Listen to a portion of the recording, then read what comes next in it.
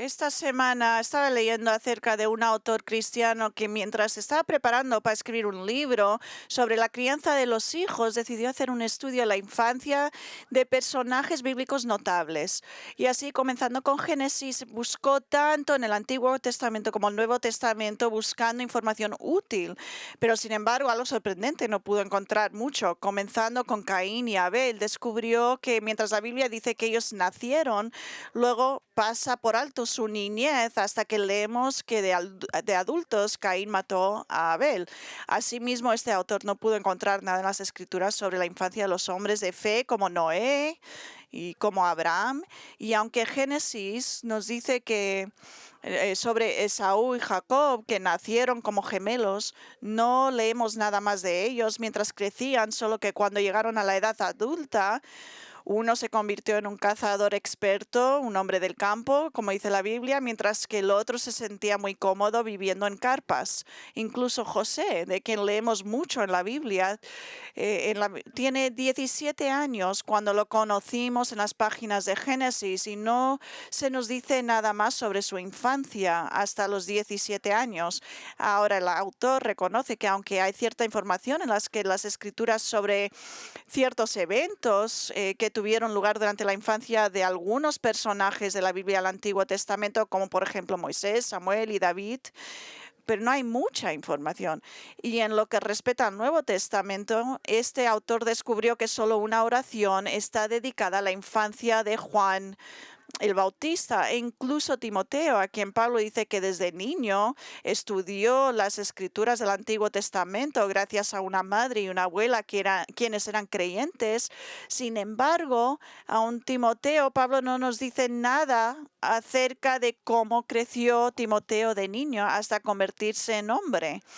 Y así, después de haber buscado diligentemente las escrituras en busca de información sobre la infancia de figuras bíblicas notables, este autor concluyó dos cosas. Número uno, dijo que se dio cuenta de que mucho de lo que había pensado acerca de estos personajes bíblicos no provenía de la Biblia en absoluto, sino de su propia imaginación. Y dos, la segunda cosa, en las propias palabras del autor, dijo, si bien los evangelios no nos dice todo lo que nos gustaría saber sobre la infancia de Jesús, en realidad tenemos más información sobre sus primeros años que cualquier otra persona en la Biblia. Y lo que aprendemos de él cuando éramos niños no tiene precio. Y tiene razón. Ahora, la semana pasada comenzamos a estudiar lo que sí que sabemos sobre los primeros años de Jesús, porque nuestro estudio estaba en la última sección del capítulo 2 de Lucas, donde se nos habla de su niñez a las 6 semanas de edad, luego a las 12 y finalmente desde los 12 años hasta que entró en la edad adulta. Y el significado de esto es que este es el único pasaje en toda la palabra de Dios que nos dice algo sobre la niñez de Jesús, así como que son las únicas palabras registradas de Jesús durante su niñez. Y la forma en que Lucas presenta su material es revelándonos tres verdades claves acerca de Jesús en tres etapas diferentes de su niñez. Y cada una de estas verdades nos da una idea nueva acerca de su carácter. Ahora, el domingo pasado descubrimos dos de estas verdades claves acerca de Jesús de su niñez, siendo la primera que él es completamente humano. En 40 dice, el niño siguió creciendo y fortaleciéndose, aumentando en sabiduría, y la gracia de Dios fue sobre él. Ahora estudiamos este versículo la semana pasada, así que no siento la necesidad de entrar en muchos detalles hoy, excepto para recordarles que lo principal que Lucas nos está diciendo en estas palabras es que desde el momento en que Jesús fue presentado a Dios en el templo, cuando tenía 40 días hasta los 12 años, creció tanto físicamente como espiritualmente y el favor de Dios estaba sobre él. Y lo que esto nos dice es que mientras Jesús es Dios, al convertirse en un ser humano, se convirtió en un ser humano real y por lo tanto se desarrolló como se desarrolla cualquier niño normal. Se hizo más grande, se hizo más fuerte y gradualmente día a día se volvió más grande y más fuerte, aumentando cada día en sabiduría en el sentido de que creció en su comprensión de la mente de Dios.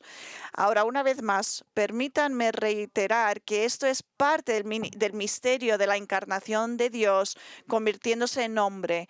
Y es algo que simplemente no podemos comprender por completo porque está más allá de nuestra capacidad para comprender cómo Jesús puede tener dos naturalezas, tanto una naturaleza divina como una naturaleza humana y seguir siendo una sola persona.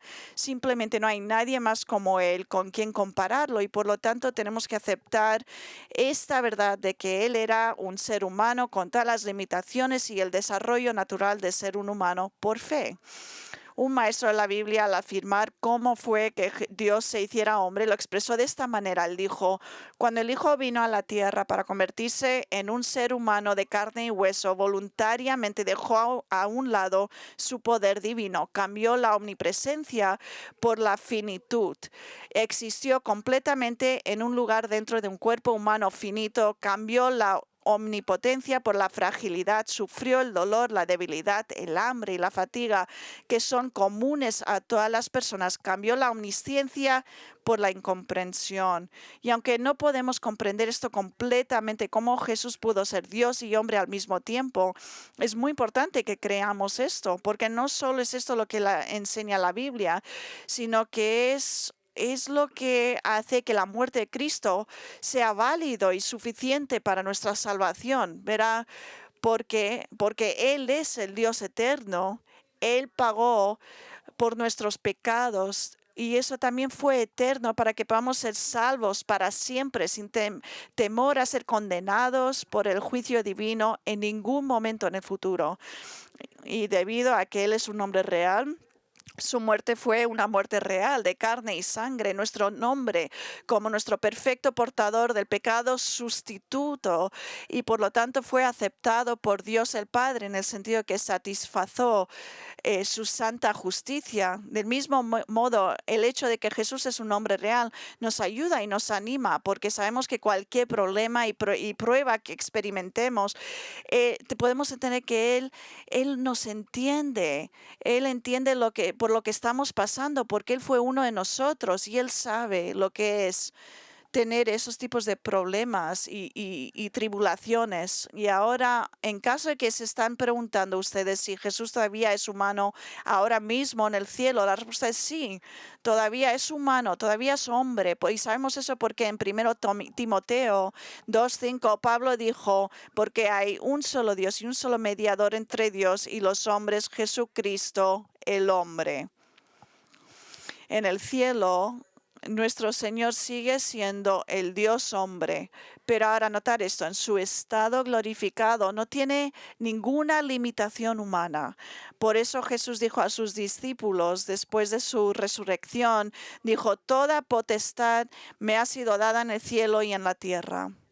En lugar de restringir el uso de ciertos atributos divinos, como lo hizo durante su ministerio terrenal, después de su resurrección, reanudó el uso de todos sus atributos divinos y lo hará por toda la eternidad. Y entonces la primera verdad clave que Lucas nos revela acerca de Jesús, de su niñez, es que es completamente humano. Pero como vimos la semana pasada, a medida que Lucas nos cuenta más sobre la infancia de Cristo, revela una segunda verdad clave sobre él, y es que además de ser completamente humano, es totalmente divino. Vamos a leer otra vez del verso 41 al 47. Sus padres acostumbraban ir a Jerusalén todos los años a la fiesta de la Pascua, y cuando cumplió 12 años subieron allá conforme a la costumbre de la fiesta, y al regresar ellos después de haber pasado todos los días de la fiesta, el niño Jesús se quedó en Jerusalén sin que lo supieran sus padres. Y suponiendo que iba en la caravana, anduvieron camino de un día y comenzaron a buscarle entre los familiares y conocidos. Al no hallarle, volvieron a Jerusalén buscándole, y aconteció que después de 3 días le hallaron en el templo, sentado en medio de los maestros, escuchándolos y haciéndoles preguntas, y todos los que le oían estaban asombrados de su entendimiento y de sus respuestas. Ahora, con estas palabras, Lucas nos cuenta acerca de un incidente que tuvo lugar cuando Jesús tenía 12 años, habiendo venido a Jerusalén con sus padres para celebrar la fiesta de la Pascua. Cuando llegó el momento de partir y regresar a su hogar a Nazaret, Jesús, sin que sus padres lo supieran, permaneció en Jerusalén. Y cuando José y María se dieron cuenta de que él no estaba entre los que estaban en la caravana, inmediatamente regresaron a Jerusalén y lo encontraron en el templo, sentado en medio de un grupo de eruditos, de profesores, escuchándolos enseñar y haciéndoles preguntas, así como respondiendo también preguntas que ellos le estaban haciendo a él. Ahora, una vez más, les recuerdo que cubrimos estos versículos en detalle el domingo pasado, o sea que no siento la necesidad de repasarlos nuevamente, pero sin embargo hay algunas cosas que quiero señalarles hoy que no dije la semana pasada. En primer lugar, quiero llamar la atención sobre el hecho de que Jesús estaba siendo completamente respetuoso al dialogar con estos distintos rabinos. No estaba como un niño de 12 años que lo sabía todo, enseñándoles, ni tampoco los estaba corrigiendo su teología. No se levantó y dijo, no, no, no, ustedes están equivocados, no saben nada, dejadme que yo les interprete correctamente. No, verás, Jesús eso no lo hizo. Al no tener pecado, era un hombre un niño muy educado. No fue grosero ni impertinente con sus mayores, simplemente se comportó como un humilde niño de 12 años, escuchando cortésmente a sus maestros y escuchó sus pensamientos sobre las verdades bíblicas, y luego les hizo preguntas significativas. Y cuando le hicieron preguntas a él las respondió muy modestamente, y se sorprendieron los maestros de que un niño de 12 años conociera tanto el Antiguo Testamento. Y esto, quiero que sepan esto, porque es muy importante saber esto, porque en el año 1945 se descubrió un libro no bíblico en Egipto del siglo II. A lo mejor sabéis sobre el libro, se llama El Evangelio de Tomás. Este libro afirma que cuando Jesús estaba con estos maestros en el templo a la edad de 12 años, y citó, y voy a citar, dijo, siendo un niño hizo callar a los ancianos y maestros del pueblo, exponiendo las cabezas de la ley y las parábolas de los profetas. Amigos, eso es una fabricación total. Jesús no hizo nada por el estilo. Lucas, el autor inspirado, simplemente dijo que él escuchó y les hizo preguntas, y cuando ellos le hicieron preguntas a él los respondió con respeto, como todos los niños deberían hablar a los adultos. Ahora, una pregunta válida para hacer en este momento es, pues, ¿cómo sabía Jesús tanto cuando solo tenía 12 años, si solo usó su naturaleza humana para obtener tal conocimiento? Y como Dr. R.C. Sproul tiene la respuesta. Aquí es como lo explicó Dr. Sproul. Él dijo, no es que la naturaleza divina compartiera conocimiento con la naturaleza humana. Entonces, ¿cómo pudo Jesús asombrar a los doctores en el templo con su conocimiento, los maestros? He estudiado teología en serio durante más de 50 años, pero el Jesús de 12 años me habría confundido si hubiera estado ahí. En su naturaleza humana, cuando tenía 12 años, sabía más sobre teología de lo que yo sé hoy. ¿Cómo? El gran mandamiento, que es que debemos amar al Señor nuestro Dios con todo nuestro corazón, alma y mente. Debo confesar que yo no he amado a Dios con toda mi mente, ni por un momento en mi vida. Los estragos del pecado que caen sobre la humanidad desde la caída afectan no solo al cuerpo y la voluntad, sino también la mente. Cuando rechazamos a Dios, nuestras mentes necias se oscurecen. Aún podemos sumar 2 y 2 y llegar a 4. Podemos seguir un argumento lógico a veces, pero cometemos errores en matemáticas y en lógica incluso después de mucha educación, porque nuestras mentes se han debilitado, así como nuestros cuerpos se han debilitado por la influencia del pecado. Jesús no tuvo la más mínima influencia del pecado original en su vida. Su pensamiento no fue empañado ni por un segundo por la oscuridad, porque durante sus 12 años años, Jesús había amado al Señor su Dios con toda su mente.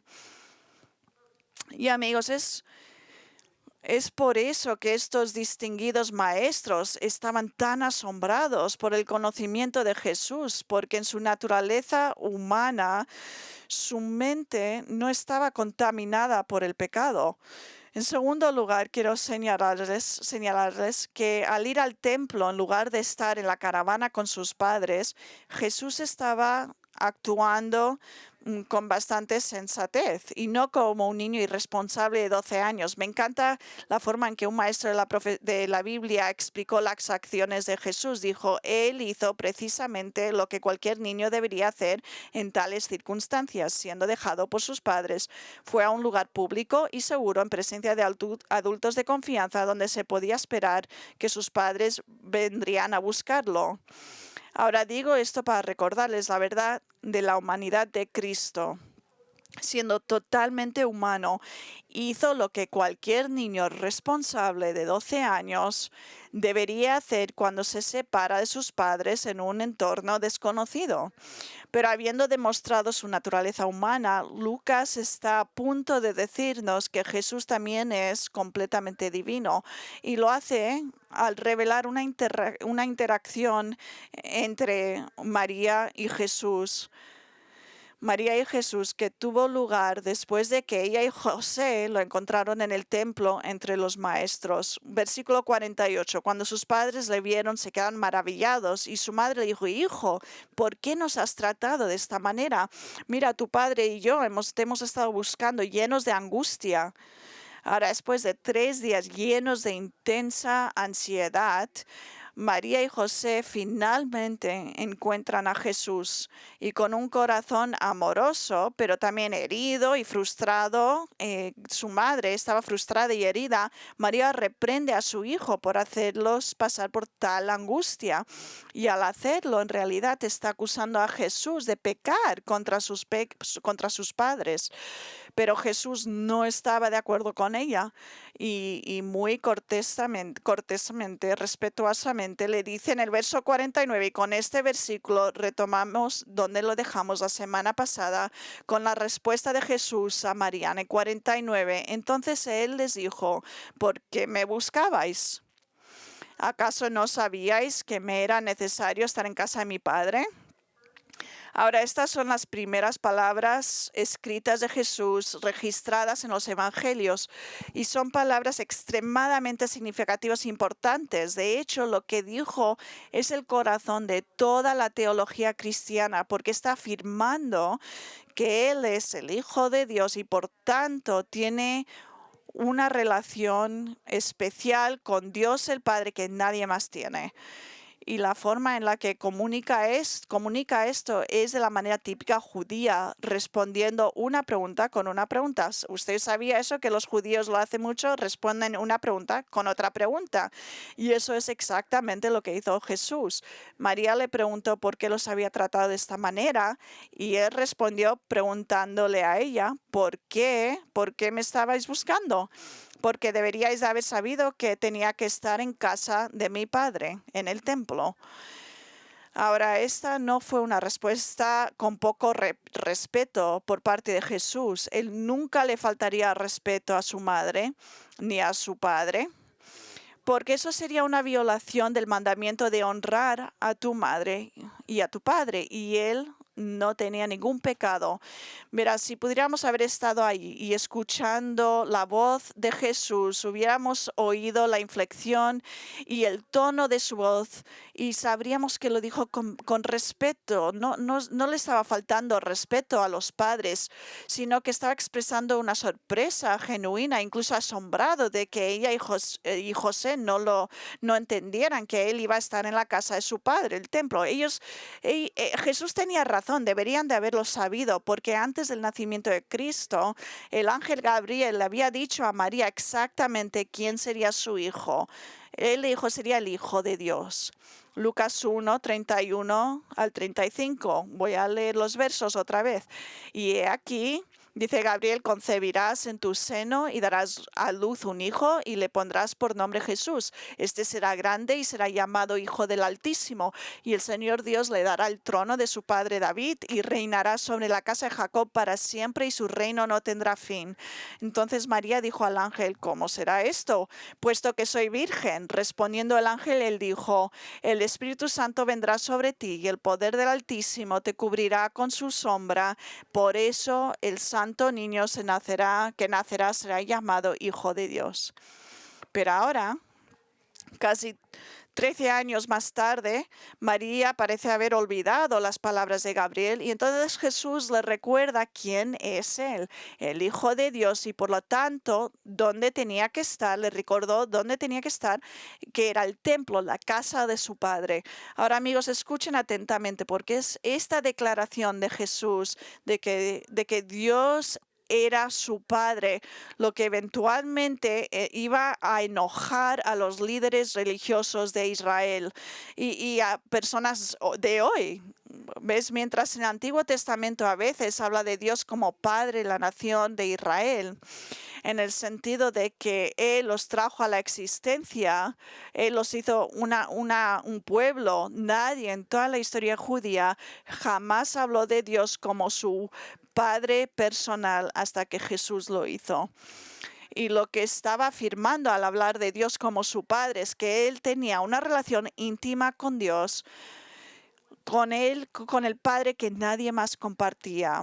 Y ahora, para ayudarnos a entender cuán extraño debería haber sonado al pueblo de judío de ese tiempo escuchar a Jesús decir de que Dios era su Padre personal. Escuchen las palabras de Kent Hughes, el escritor.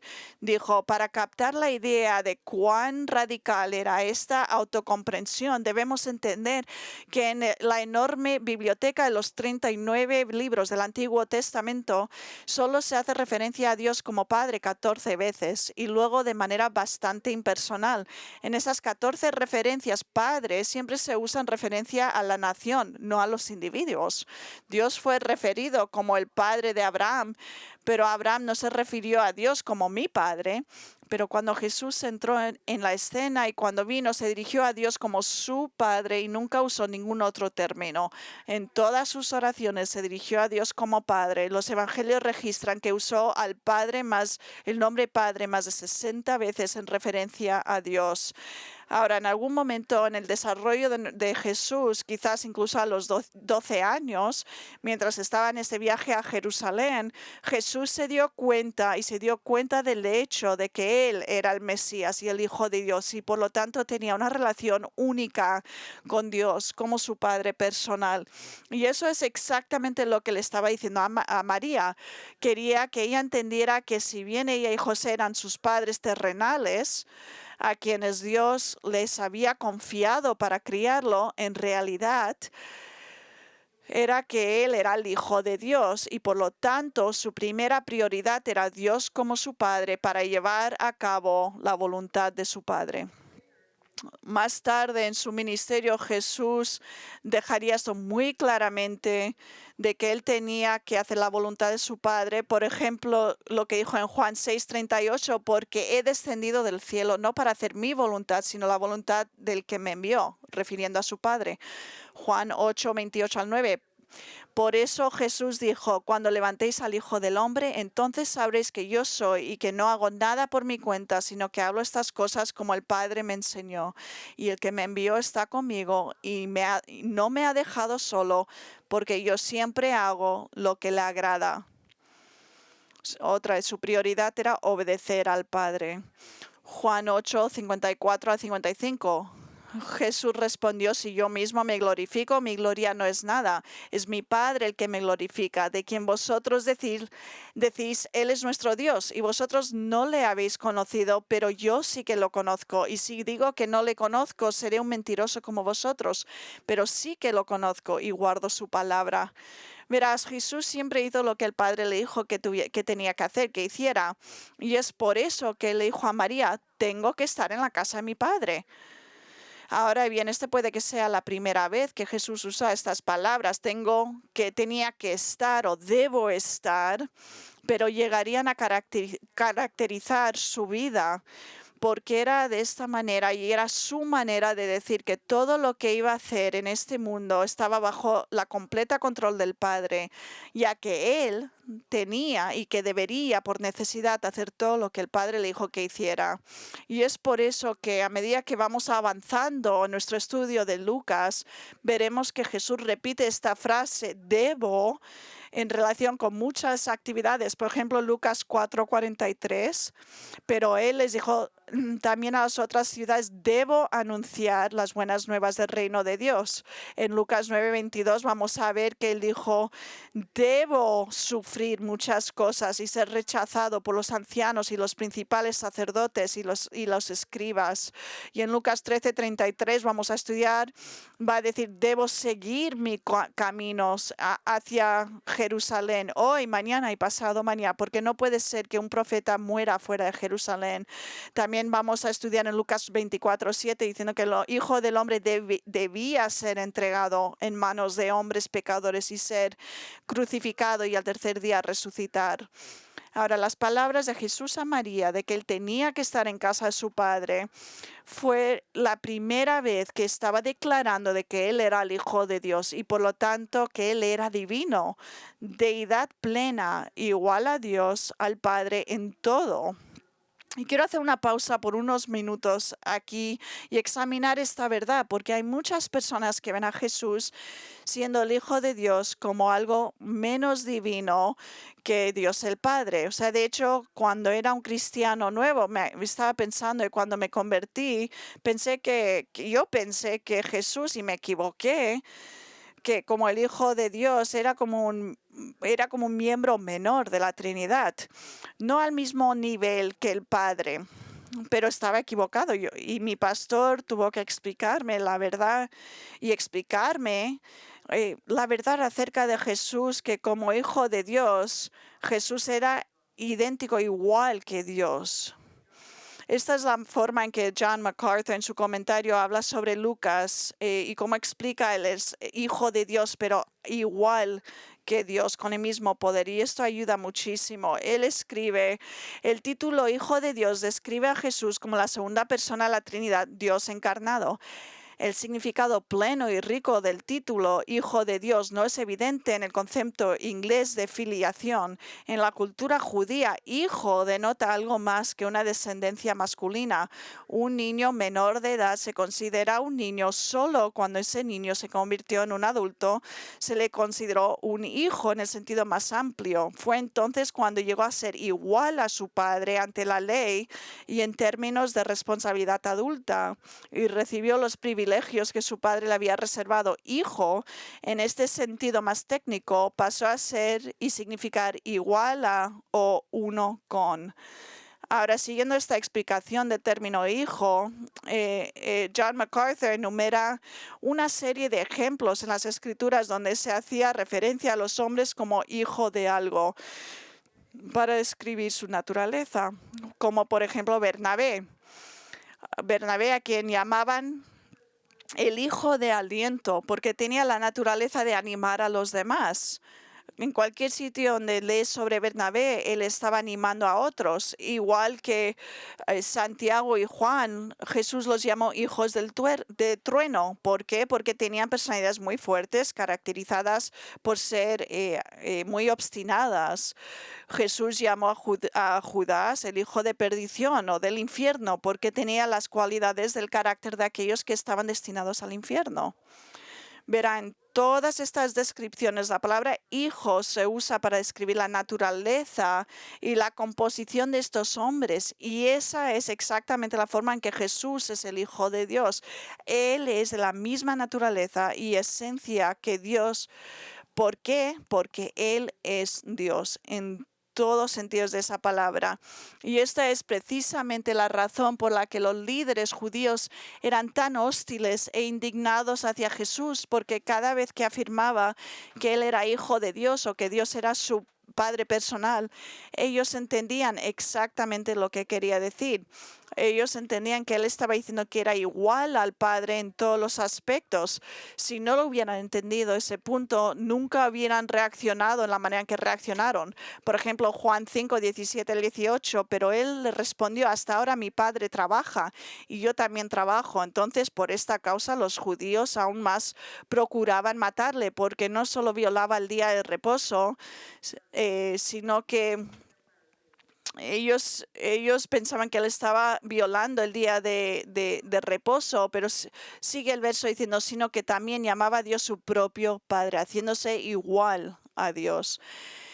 Y fue esta afirmación de Cristo que durante su juicio ante el Sanedrín de que él era hijo de Dios, lo que hizo que al final el gobernante lo declarara culpable de blasfemia y por lo tanto merecía la muerte. En Mateo 26, 63 al 66, esto fue justo antes de la tribulación de Jesús. Dice, mas Jesús callaba y el sumo sacerdote le dijo, te conjuro por el Dios viviente que nos digas si tú eres el Cristo, el Hijo de Dios. Jesús le dijo, tú mismo lo has dicho. Sin embargo, os digo que desde ahora veréis al Hijo del Hombre sentado a la diestra del poder del Padre y viniendo sobre las nubes del cielo. Entonces el sumo sacerdote, y esto es aquí, por cierto, aquí esto iba en contra de la ley. Entonces el sumo sacerdote rasgó sus vestiduras diciendo, ha blasfemado. ¿Qué necesidad tenemos de más testigos? He aquí, ahora mismo habéis oído la blasfemia. ¿Qué os parece? Ellos respondieron y dijeron, tiene que morir. Y cuando los líderes de los judíos llevaron a Jesús ante Pilato, la razón que dieron era porque él estaba declarando ser el Hijo de Dios. Juan 19, 7, y cuando los líderes judíos llevaron a Jesús ante Pilato, la razón que dieron para su muerte era que él estaba diciendo que era el Hijo de Dios. Entonces, al decir que Dios era su Padre personal y que Él era el Hijo de Dios, Jesús estaba declarando claramente y se estaba llamando a sí mismo como deidad plena. Sin embargo, hay algunas personas hoy en día que están bajo religiones que dicen que creen en la Biblia, pero niegan la deidad de Cristo. Y la razón de esto es porque ellos dicen que hay ciertas declaraciones en el Nuevo Testamento que contradicen su deidad al describir que al describir a Cristo en términos que indican que Él es un ser creado, y los dos términos que tienen en mente son unigénito y primogénito. Ahora en Juan 1:14 se hace referencia a Jesús como el unigénito del Padre. Y en Juan 3:16, el versículo más conocido de la Biblia, leemos, porque tanto amó Dios al mundo que dio a su Hijo unigénito. Sin embargo, los que niegan la deidad de Cristo debido a este término unigénito no entienden lo que este término unigénito significa. Ellos no entienden que esto no significa que en un momento Jesús llegó a existir cuando Dios lo creó y lo dio a luz. No quiere decir eso, que fue un ser creado por Dios luego, o sea, sino esta palabra griega simplemente significa único, único en su clase. Entonces, cuando el Nuevo Testamento declara que Jesús es el Hijo de Dios, significa que Él es el único Hijo de Dios, diferente a todos los creyentes a quienes también se les conoce como hijos de Dios. Nosotros no somos igual a Jesús en ese sentido. Asimismo, la palabra primogénito no se refiere a alguien que nació primero en su familia, sino a la preeminencia. Esto es lo que quiere decir la palabra. O sea, que cuando leemos, por ejemplo, en Colosenses 1:18, Él, Jesús, es también la cabeza del cuerpo, que es la iglesia, y Él es el principio, el primogénito de entre los muertos, a fin de que Él tenga en toda la primacia. Significa que todas las personas que en algún momento van a ser resucitados, Jesús es el supremo, Él es el más grande, el más prominente. De hecho, incluso si no supiera que la palabra primogénito significa preeminente, todo lo que tendría que hacer es mirar al contexto de Colosenses 1:18 para ver que Jesús nunca fue creado, porque solo unos pocos versículos antes de Colosenses 1:18 leemos en el 16 y el 17 que Él era creador de todas las cosas. Dice en el versículo, porque en Él fueron creadas todas las cosas, tanto en los cielos como en la tierra, visibles e invisibles, ya sean tronos o dominios o poderes o autoridades, todo ha sido creado por medio de Él y para Él. Y Él es antes de todas las cosas y en Él todas las cosas permanecen. O sea que claramente Pablo está enseñando que Jesús es el creador y no que fue alguien creado. Ahora volviendo a Lucas 2:49, cuando Jesús le dice a María y a José, ¿no sabías que yo tenía que estar en casa de mi padre? Está declarando claramente que Dios es su padre personal y de que Él es el Hijo de Dios en un sentido único. Ahora vamos a ver cómo respondieron María y José a lo que Jesús dijo sobre sí mismo siendo Hijo de Dios. Bueno, sorprendentemente no lo entendieron, no sabían de lo que estaba hablando, porque Lucas nos dice en el verso 50, pero ellos no entendieron las palabras que Él les había dicho. Ahora, vemos esto y nos tenemos que hacer la pregunta, ¿cómo es posible? ¿Cómo es posible que María y José no entendían de que Jesús estaba afirmando ser Dios cuando el ángel Gabriel les había dicho que él sería el Hijo de Dios? Mira, no pasa cada día que un ángel les dice a alguien que va a ser el Hijo de Dios. Parecería que aunque sabían que Jesús era el Mesías, y que había nacido de una virgen y que él era el heredero del trono de David e incluso que era el Hijo de Dios, de alguna manera no comprendieron que esto significaba que él era Dios, el Hijo. Es decir, no parece que se hayan dado cuenta de que su Hijo era divino, aunque sabían y el ángel les había dicho, no lo entendían por completo. Ahora piensa en cómo su falta de comprensión de quién era Jesús. Piensa cómo debió de haber lastimado a Jesús. Aquí estaban sus propios padres, a quienes se les había dado revelación divina sobre su identidad y sin embargo no entendían que Él era Dios en carne humana. Pero sabes que nosotros a veces tampoco pensamos en cómo sufrió Jesús y cómo debió sufrir en ese momento al ser mal interpretado por los miembros de su propia familia, así también por sus propios discípulos. Pero eventualmente todos entendieron quién era Jesús, pero debió de haber sido doloroso en ese momento para él, sabiendo que los más cercanos a él ni siquiera sabía quién era. De hecho, leemos en Juan 7:5, sus hermanos, dice, porque ni siquiera sus hermanos creían en él. Ahora sabemos que hubo un momento luego donde sí que creyeron en él, pero fueron, mientras él estaba aquí en la tierra, ellos no creían en él. O sea, que piensan, mirad, si usted es la única persona y eres el único creyente en su familia y tiene dificultades con parientes que no te entienden y no entienden su fe, recordar que el Señor Jesús pasó por algo muy similar y por lo tanto Él comprende lo doloroso que puede ser todo esto. Y Él, de su corazón misericordioso y comprensivo, te dará su gracia y su aliento, porque Él te entiende y te dará su gracia. Pero volviendo a nuestro texto, ahora que Jesús sabe que sus padres no comprenden completamente quién es Él, que Él es el Hijo de Dios, en el sentido de que Él es el único Hijo de Dios, leemos algo extraordinario. Como dice Lucas, una tercera verdad clave en la infancia de Jesús, además de revelar que Él es totalmente humano y totalmente divino, Lucas ahora revela que Jesús es totalmente sumiso a sus padres. Versículo 51 al principio dice, y descendió con ellos y vino a Nazaret y continuó sujeto a ellos. Lucas nos dice que después de dejar el templo y la ciudad de Jerusalén, Jesús regresó a casa con sus padres en Nazaret. Y al reanudar su vida en su ciudad natal, leemos que él continuó en sujeto a ellos, sumiso a sus padres.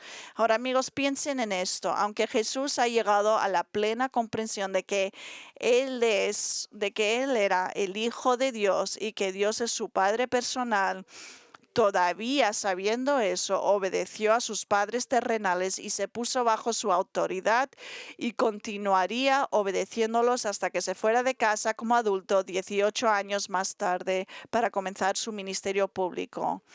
Y digo que esto es algo maravilloso y asombroso cuando leemos esto, porque aquí estaba Jesús, que cuando tenía 12 años sabía más acerca de la verdad divina que sus propios padres. Aquí estaba Jesús sin pecado y perfecto, sometiéndose a padres que eran pecadores e imperfectos. Aquí estaba Jesús, quien conocía la verdad sobre su identidad, sometiéndose a padres que no entendían quién era Él. Si alguna vez ha habido un argumento de por qué los niños deben obedecer a sus padres, independientemente de la falta de comprensión de sus padres, la falta de un carácter piadoso, cualquier tipo de deficiencia de sus vidas, este es el mejor ejemplo que podemos ver. Ver al someterse Jesús a sus padres terrenales, tenemos al mayor ejemplo de sumisión a una autoridad humana que jamás se ha visto, incluso cuando esa autoridad tiene tantos defectos y fallos. Entonces, jóvenes, si ustedes creen que son más inteligentes que sus padres, lo cual no lo son, pero incluso si fueron más inteligentes que ellos, deben someterse a ellos obedeciéndolos, así como Jesús se sometió a sus padres obedeciéndoles a ellos. Y esposas, incluso si tienen una mentalidad más piadosa que su esposo y tienen dificultades respetándolo, aún deben someterse a él, tal como Jesús se sometió a su autoridad terrenal. Y empleados, incluso si trabajáis para un empleador impío que te trata mal, todavía debes obedecerlos, así como Jesús obedeció a su autoridad terrenal. O sea, verá, da igual cuánto ustedes sepan y cuán poco sepa su autoridad, todavía es responsable, cada uno de nosotros somos responsables de someternos a la autoridad terrenal, o de lo contrario, está siendo desobediente a su autoridad suprema de Dios. Y el hecho de que Jesús, aunque Él era perfecto, se sometió a sus padres y Él es el mejor ejemplo a seguir con todas las autoridades terrenales imperfectas. Sin embargo, aunque María y José no entendieron completamente lo que les estaba diciendo su hijo, Lucas nos dice en la última parte, versículo 51, que su madre atesoraba todas estas cosas en su corazón. Es decir, María siguió pensando en todo lo que Jesús le había dicho, que Dios era su padre personal, y ella reflexionó sobre sus palabras y los consideró y pensó una y otra vez sobre sus palabras, y finalmente en algún momento se dio cuenta de que él no era solamente su hijo, sino también su Dios. Pero, entre tanto, Jesús continuó sometiéndose a sus padres con perfecta obediencia. ¿Y cómo fue el resto de su infancia? Bueno, Lucas no nos habla de más incidentes que tuvieron lugar durante los primeros años de Jesús, pero en el versículo final de este capítulo, Lucas nos da una declaración resumida sobre la niñez de Cristo. En el 52 nos dice, y Jesús crecía en sabiduría, en estatura y en gracia para con Dios y los hombres. Lucas nos dice que durante los siguientes 18 años, desde que Jesús tenía 12 años hasta que comenzó su ministerio público a los 30, Jesús como ser humano creció y se desarrolló en 3 áreas específicas de su vida, es decir, siguió progresando a medida que maduraba en estas áreas.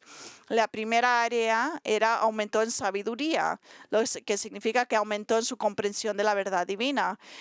Creció en estatura, lo que significa que se hizo más fuerte físicamente. Y 3, creció en favor de Dios y de hombres. Lo que quiere decir Lucas sobre esto es que cuando se trataba de Dios, Jesús continuó experimentando la misericordia de su Padre Celestial. Y en lo que respecta a los hombres, continuó desarrollándose socialmente a medida de que iba aprendiendo a construir relaciones saludables con las personas.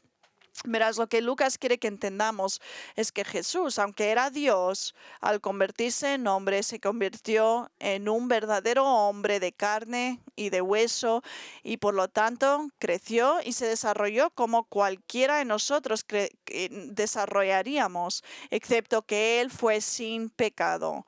Y con estas palabras del versículo 52 concluimos nuestro estudio de la infancia de Jesús. La próxima vez que veamos a Jesús en el Evangelio de Lucas será a la mitad del capítulo 3 en su bautismo, cuando comienza su ministerio público.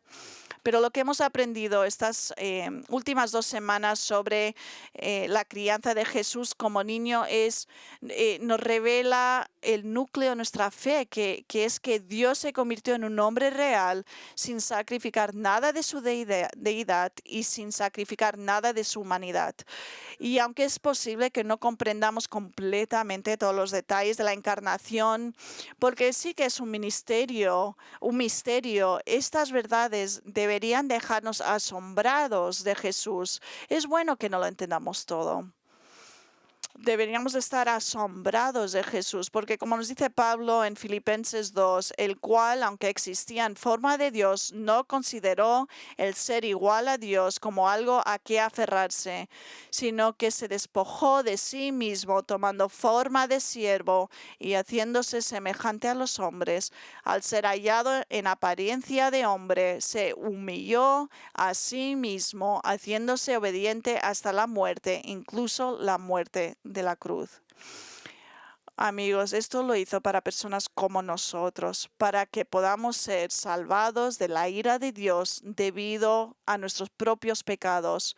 Y si nunca has sido salvado, si nunca has sido rescatado de tus pecados, te pido que vengas a Cristo hoy y que experimentes el gozo de tener todos tus pecados perdonados mientras hacemos paz hoy. Si quiere hablar con uno de nuestros pastores, por favor, ven a vernos después del servicio. Vamos a orar. Padre, te damos gracias por este pasaje. Nos deja asombrados, Señor, porque no lo entendemos del todo. ¿Cómo podría ser esto? Pero sabemos que sí, que fue como ocurrió, porque nos lo dices en tu palabra. O sea que te oramos ahora y venimos a ti humildes, Señor, asombrados con este misterio tan grande, Señor, tal como dijo un teólogo, es un misterio muy grande y te adoramos por este misterio, Señor, y te damos gracias por venir a la tierra por parte nuestra, para morir por nosotros y nuestros pecados. Y te pido, Señor, si hay alguien aquí en la iglesia, Señor, que no te conoce, alguien que está mirando en la tele, que no te conoce, te pido que tú les traigas a ti y que demuestres que reconozcan su necesidad por ti. Y te doy las gracias por lo que hemos aprendido en este pasaje, Señor, acerca de quién eres tú, para poder adorarte, Señor, y alabarte por sabiendo lo mucho que nos amaste, Señor, y estar asombrados, Señor. Y mientras pensamos en ti, y más durante esta época en navideña, Señor, pido que vengamos a ti con humildad y pido que cojamos y aprendamos hoy a pensar y comportarnos, Señor, en obediencia a ti. Y esto oramos. Amén.